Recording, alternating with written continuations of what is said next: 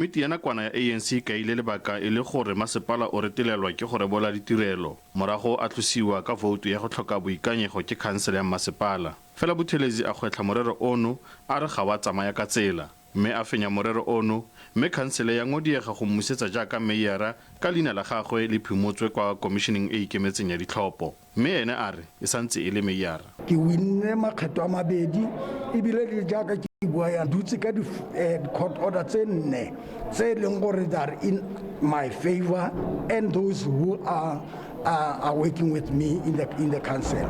Fela tsholofelo moreo o ganetsa seo se buiwang ke Buthelezi. Ga ise bo go nne le kgang e ntseng yalo ka ga re Buthelezi ya gore re Buthelezi go tswa ko khoto fela outrightly e nna meyara.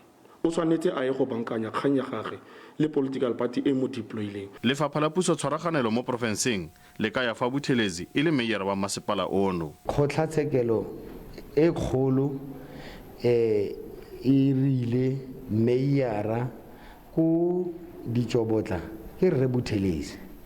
Re Buthelezi o fenya ga boraro go kgotla e netefatsa gore ka tsamaiso e santse le meyara ya go ditsobotla.